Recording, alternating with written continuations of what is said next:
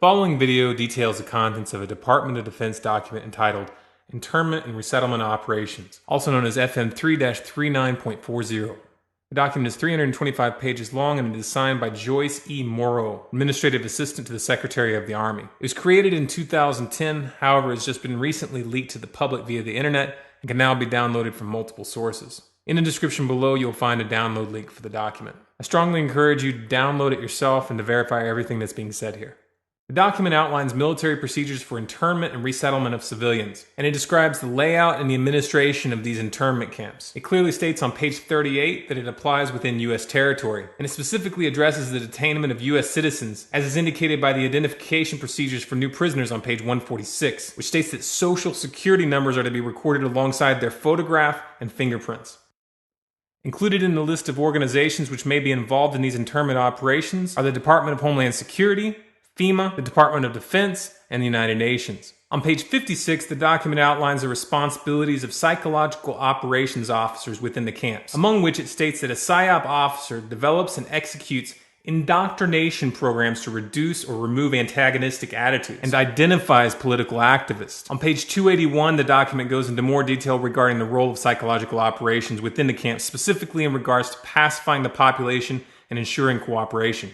On page 238, it gives the conditions for the use of deadly force in such camps. Among the justifications for lethal force, it includes to terminate an active escape attempt. That point right there should make it clear that these camps are not benevolent disaster relief type facilities. On page 244, the document calls for the use of snipers during riots to, quote, scan a crowd and identify agitators and riot leaders for apprehension and fire lethal rounds if warranted.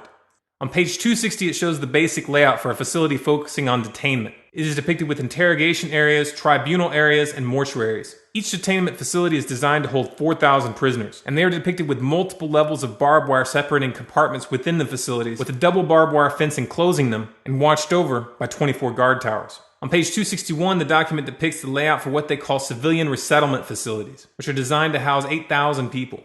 Though it uses the word resettlement, the plans show multiple levels of barbed wire dividing the sections of the facility, with double barbed wire fencing on the outside, as well as 16 guard towers.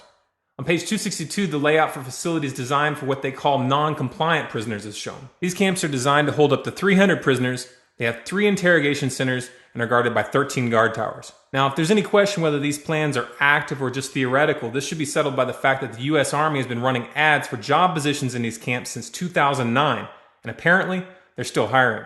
Once again, if you look in the description, you'll find all the links you need to verify this information. It's important to note here that this document was created in 2010, which was under the Obama administration, and it predates the NDAA of 2012, which authorized military detainment of U.S. citizens. This clearly shows a long-term agenda at work. If you believe that this is important information for people to know about, then please share this video with as many people as you can. Share it on Facebook and on Twitter. Send it in emails to friends and family. Especially send it to anyone you know within the police and military. A smart strategy would be to download the PDF yourself and email it to people as an attachment with a link to this video so that they know how to navigate the document. If you want more content like this, be sure to subscribe to this channel, Storm Clouds Gathering on YouTube. For bonus content, follow us on Facebook, facebook.com/Storm Clouds Gathering, on Twitter at Collapse Updates, and our website, stormcloudsgathering.com.